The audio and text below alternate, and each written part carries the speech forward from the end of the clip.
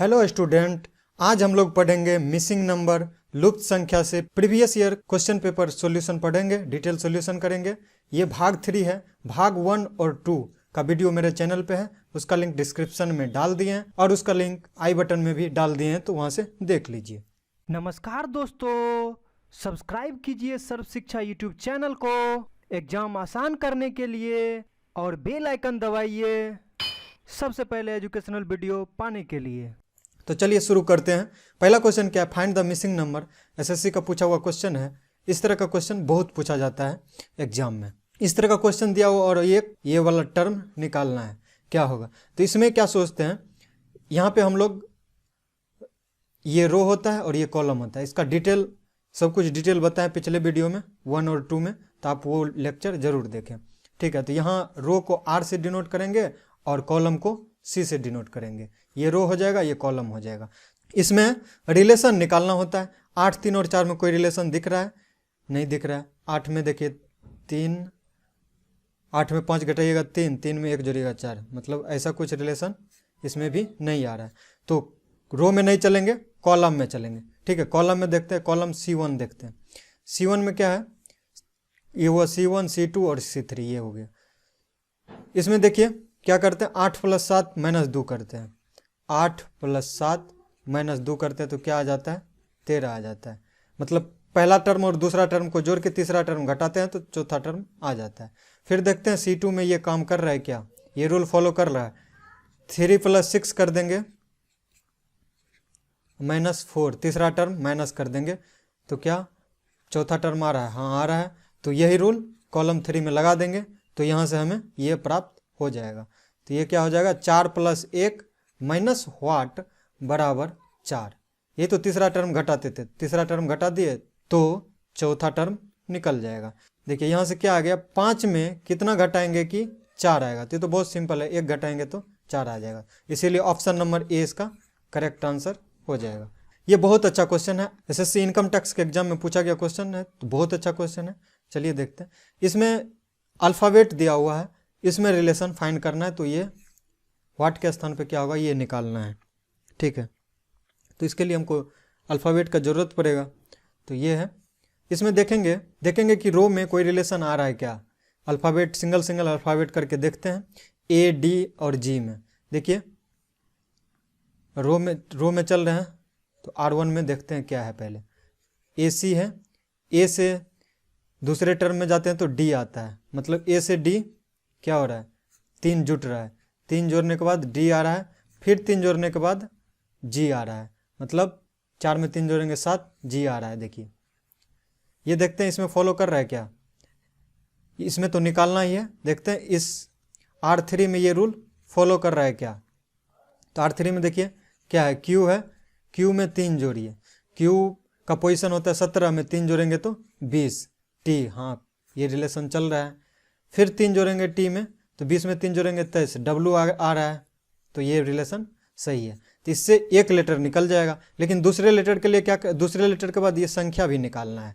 तो दूसरा लेटर निकालते हैं। C के बाद क्या है? F है। C का पोजीशन तीसरा होता है और F का छठा होता है। तो इसमें भी क्या है, 3 ऐड कर देते हैं। 3 ऐड करते हैं तो F आता है C में, फिर इसमें 3 ऐड करेंगे तो I आ जाएगा। 6 में 3 जोड़िएगा तो 9, I का पोजीशन 9 होता है। तो इसी तरह इसमें भी कर लेंगे। मीन्स इसी तरह इसमें भी देखते हैं क्या है। S में 3 जोड़िएगा, S का पोजीशन होता है 19, 19 में 3 जोड़िएगा तो 22 आ जाएगा। तो ये भी सही चल रहा है। देखिए R3 में भी ये सही चल रहा है, V आ गया। फिर V में 3 जोड़ेंगे, 22 में 3 जोड़ेंगे तो 25 Y आ जाएगा। ठीक है, इसमें भी 3 जोड़ दीजिएगा तो ये Y आ जाएगा। तो ये सही चल रहा है। इससे क्या होगा, दोनों अल्फ़ाबेट हमको पता चल जाएगा। तो R2 में देखेंगे, इसी तरह निकालेंगे। H में 3 जोड़ेंगे, H में 3 जोड़ेंगे। H का पोजीशन क्या होता है, इसको आप लोग नोट कर लीजिएगा। ठीक है, याद कर लीजिएगा, याद करना जरूरी है इसको। तो H का पोजीशन होता है 8, 8 में 3 जोड़ेंगे तो 11, मतलब K सही चल रहा है। देखिए यहाँ पे K है। अब K में फिर 3 जोड़ देंगे, K में 3 जोड़ेंगे, K का पोजीशन है 11 का, 11 3 कितना होता है? 14। तो यहाँ से हो जाएगा N। ठीक है, अब दूसरा लेटर क्या आएगा? J। J में 3 जोड़ेंगे, J का पोजीशन क्या होता है? 10वां होता है। 10 में 3 जोड़ेंगे 13, मतलब M, ये सही आ रहा है। फिर इसमें 3 जोड़ देंगे तो यहाँ से आ जाएगा 13 में 3 जोड़ेंगे 16, मतलब P आ गया। दोनों अल्फ़ाबेट तो पता चल गया, एक N और दूसरा P, ठीक है, NP पता चल गया। NP का 2 ऑप्शन है, तो अब इसका ये संख्या निकालना है कि संख्या कैसे निकलेगा। NP तो हमको पता चल गया, लेकिन वो 2 ऑप्शन है। देखिए इसमें क्या है, 4 + 2 गुने 2। देखिए 4 में 2 जोड़ रहे हैं तो 6 आ रहा है, और 6 में 2 गुना कर रहे हैं तो 12 आ रहा है, ठीक है। इसी तरह इसमें करके देख लेते हैं। 36 में 2 जोड़ रहे हैं तो 38 आ रहा है, फिर 38 में 2 से गुना करिएगा तो ये 76 आ रहा है। देखिए संख्या निकालने के लिए क्या करेंगे, तो ये दोनों रूल फॉलो कर रहा है, तो यही रूल इसमें लगा देंगे। 18 में 2 जोड़ेंगे 20 आ जाएगा, और 20 में 2 से गुना कर देंगे तो 40, मतलब NP 40 आ जाएगा। तो ये ऑप्शन नंबर C इसका करेक्ट आंसर हो जाएगा। देखिए ये भी SSC इनकम टैक्स में पूछा गया क्वेश्चन है, बहुत अच्छा क्वेश्चन है। इसको हम 3 मेथड से बनाएंगे, तो देखते रहिए वीडियो को लास्ट तक, और चैनल को सब्सक्राइब कर लीजिए, वीडियो को लाइक कर दीजिए, और अपने फ्रेंड्स के बीच इस वीडियो को शेयर कर दीजिए। अगर इसका आप PDF चाहते हैं तो आप मेरे चैनल से जुड़ जाइए। टेलीग्राम पे PDF मिल जाएगा, इंस्टाग्राम और टिकटॉक पे शॉर्टकट वीडियो आते रहता है, फेसबुक पे बहुत सारा अपडेट आता है, तो वहाँ से जुड़ जाइए, और ट्विटर पे एजुकेशन रिलेटेड ट्वीट किया जाता है। तो चलिए इसको देखते हैं, इसको 3 विधि से देखेंगे। तो प्रथम विधि देखते हैं क्या है। इसको रो कॉलम सभी मेथड से आप सॉल्व कर सकते हैं, बहुत अच्छा क्वेश्चन है। तीनों से देखिएगा आंसर एक ही आएगा। पहले रो से चलते हैं।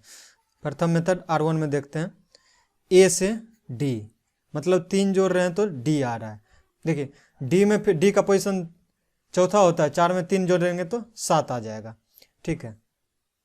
फिर उस तरह Z में देखेंगे, Z का क्या है, Z में देखिए तो क्या घटाने पे W आता है। Z में 3 घटा दीजिएगा तो 26 में 3 घटाइएगा तो 23 आ जाता है, ठीक है।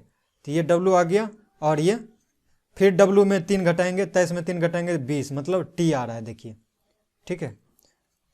तो ये रिलेशन देखिए R3 में ये अगर काम करेगा तो फिर हम R2 में ये रूल लगा देंगे। R3 में देख लेते हैं, C में 3 जोड़ दिए तो क्या आ गया, F आ गया। 3 में 3 जोड़े 6, F आ गया। फिर इसमें 3 जोड़ दिए, F में 3 जोड़ेंगे तो 9, मतलब I आ गया। सही चल रहा है, मतलब उल्टा वाला देखते हैं। X में 3 घटाते हैं, क्योंकि यहाँ 3 घटा करके निकाले। X में 3 घटाते हैं, X का पोजीशन होता है 24, 24 में 3 घटाएंगे तो 21 आएगा, ठीक है। 21 का पोजीशन U, सही चल रहा है। फिर इसमें 3 घटाएंगे, U में 3 घटाएंगे, U 21 होता है, 21 में 3 घटाएंगे तो ये आ जाएगा 18, 18 मतलब R, सही चल रहा है। तो इसको अब R2 में लगा देंगे। R2 में क्या हो जाएगा, पहले तो 3 जुटेगा, पहला लेटर निकालने के लिए 3 जोड़ देंगे, तो B से 3 जोड़े तो E आ गया, बहुत अच्छा। फिर इसमें 3 जोड़ेंगे, E का पोजीशन क्या होता है 5 का, 5 में 3 जोड़ेंगे 8, 8 पोजीशन क्या होता है H का होता है। तो पहला लेटर हमको H मालूम चल गया है। अब दूसरा लेटर निकालने के लिए क्या करते हैं, 3 घटाते हैं। दूसरा लेटर क्या है Y, Y में 3 घटाए तो ये V आया। Y का पोजीशन 25 है, 25 में 3 घटाए 22 आ गया V।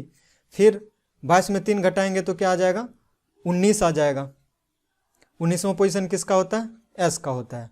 देखिए 22 में 3 घटाएंगे तो 19 आ जाएगा, 19वां पोजीशन S का होता है। यहाँ से H निकला, यहाँ से S निकला, तो क्या हो गया HS निकल गया।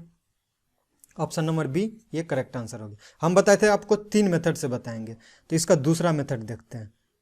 दूसरा मेथड, ये रो से चले थे, इस बार कॉलम से चलेंगे, ठीक है। कॉलम से चलेंगे तो देखिए क्या है, कॉलम में एक एक बढ़ते जा रहा है। A से A में 1 जोड़ेंगे तो क्या आएगा, B आएगा, और B में फिर 1 जोड़ेंगे तो C आएगा। इसी तरह एक एक बढ़ते जाएंगे पहले लेटर के लिए, ठीक है। फिर दूसरे लेटर के लिए एक एक घटाते जाएंगे। देखिए एक एक घटाते जाएंगे दूसरे लेटर के लिए, मीन्स Z में 1 घटाएंगे तो क्या आएगा, Y आएगा, Y में फिर 1 घटाएंगे तो X आ जाएगा। तो इसी तरह से इसमें देखेंगे तो G में पहले लेटर के लिए 1 जोड़ेंगे, G से 1 जोड़ेंगे तो H आ जाएगा, और H में फिर 1 जोड़ेंगे तो I आ रहा है। फिर दूसरे लेटर के लिए एक एक घटा रहे हैं, तो T में से 1 घटा देंगे तो क्या आ जाएगा, S आ जाएगा।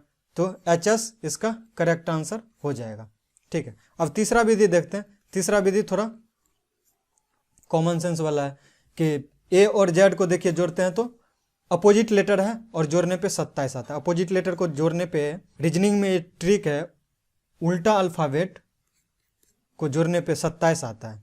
ए प्लस जेड को का पोजीशन जो आप ए प्लस जेड का जब पोजीशन आप जोड़ेंगे तो ये आ जाएगा 27। 1 + 26 ये 27 आ रहा है। तो उसी तरह से मान लीजिए इसका देखते हैं आई आर का देखते हैं। आई का पोजीशन 9 होता है और आर का पोजीशन देखिए ये अपोजिट भी है, इसी को अपोजिट बोलते हैं। किसी दो का पोजीशन जोड़िएगा तो 27 आएगा, यही अपोजिट लेटर है। ठीक है, आई का पोजीशन 9 है और आर का पोजीशन 18 है। 18 और 9 जोड़िएगा तो 27 आ जाएगा। तो इसी तरह से यहाँ से एच एस आ जाएगा। एच और एस का पोजीशन क्या है, उल्टा है। एच का पोजीशन 8 है और एस का पोजीशन 19 है। दोनों को जोड़ेंगे तो ये 27 आ जाएगा। तो यहाँ से ये सही है, ऑप्शन नंबर बी इसका करेक्ट आंसर हो जाएगा। अब नेक्स्ट क्वेश्चन देखते हैं, ये भी बहुत अच्छा क्वेश्चन है। एसएससी इनकम टैक्स के एग्जाम में पूछा गया क्वेश्चन है। रो में चल के देखेंगे क्या है और इसका पोजीशन भी निकालना है। ठीक है, पोजीशन भी निकालना है। तो यहाँ पे ये क्या संख्या आएगा ये निकालना है। देखिए सभी रो में आप देखेंगे तो के, एल और एम है। इसमें भी के है, एल है, एम है, इसमें भी एम है, एल है। तो यहाँ पे के आ जाएगा। के तो निकल गया कि यहाँ पे के होगा, लेकिन देखिए के 14 है, इसका पोजीशन निकालना 14 और 24 दो है। तो इसको कैसे निकालेंगे, इसके लिए क्या है, रो में चल के संख्या को देखेंगे। पहला रो में क्या है, R1 में देखेंगे संख्या का क्या पोजीशन है। के 7 है और इसमें अगर L 4 है, ये दोनों को जोड़ देते हैं तो क्या हो जाता है, 7 + 4 11 आता है। 11 में से 1 घटाते हैं तो 10 आ जाता है। ये मतलब M का पोजीशन निकल जाता है। तो इसी तरह से देखेंगे R2 में क्या ये रूल फॉलो कर रहा है। R2 में तो L का पोजीशन 8 है प्लस 5 है, क्या हो जाता है 13 हो जाता है। 13 में 1 घटाते हैं तो 12। हाँ, के 12 है, ये दूसरे का है, दूसरे रो का। तो इसी तरह से ये इसका पोजीशन निकाल लेंगे। R3 में देखेंगे इसी तरह से, तो M का पोजीशन 9 यहाँ पे दिया हुआ है प्लस 6 है। 9 6 15, 15 में से 1 घटाएंगे तो ये 14। लेटर तो पहले से हम निकाल चुके हैं, तो के 14 इसका आंसर हो जाएगा, ऑप्शन नंबर सी। अब देखते हैं ये क्वेश्चन है, होटल मैनेजमेंट में पूछा गया क्वेश्चन है। तो बहुत अच्छा क्वेश्चन है। इसमें 3 अननोन है, तीनों को निकालना है। ए है, बी है और सी है। ठीक है, ए, बी और सी 3 अननोन को निकालना है। इसमें देखेंगे कुछ क्वेश्चन जो होते हैं एग्जाम में, उसको ऑप्शन देख करके भी आंसर उसका पता किया जाता है। अगर कम टाइम हो तो आप ऑप्शन से चल सकते हैं। तो देखिए इसमें कॉलम C3 में हम देखेंगे। C3 में क्या है, 12 + 7 + 11 है। तो इसका तीनों को जोड़िएगा तो 30 आएगा। इसी तरह से C1 और C2 को 30 के इक्वल कर देंगे तो ये हो जाएगा A + 10 + C। तो यहाँ तो 2 अननोन हो जा रहा है। तो यहाँ पे क्या करेंगे, C1 देखेंगे। C1 में क्या है, 9 + B + 8, इसके बराबर भी 30 आना चाहिए, क्योंकि C3 कॉलम में तीनों का योग 30 है। तो इसका भी 30 आना चाहिए। ठीक है, अब देखिए 9 8 17 आ गया। 17 में कितना जोड़ेंगे तो 30 आएगा। तो 17 में हम 13 जोड़ेंगे तो 30 आ जाएगा। मतलब B बराबर हमको 13 पता चल गया। तो यहाँ देखेंगे कि ऑप्शन नंबर किस में, B है। तो ऑप्शन नंबर डी में B बराबर 13 है। तो यहाँ से देखेंगे, चेक कर लेंगे कि ये सही ऑप्शन है कि नहीं। तो C2 में जाकर के देखेंगे कि A + 10 + C बराबर 30 है। तो ये इसके इक्वल आता है कि नहीं। A का मान है 9, ऑप्शन नंबर डी में, प्लस 10 + C का मान क्या है 11। 11 9 20, 10 30 आ रहा है। मतलब A और B का भी मान सेटिस्फाई कर रहा है। तो यहाँ से ऑप्शन नंबर डी इसका करेक्ट आंसर हो जाएगा।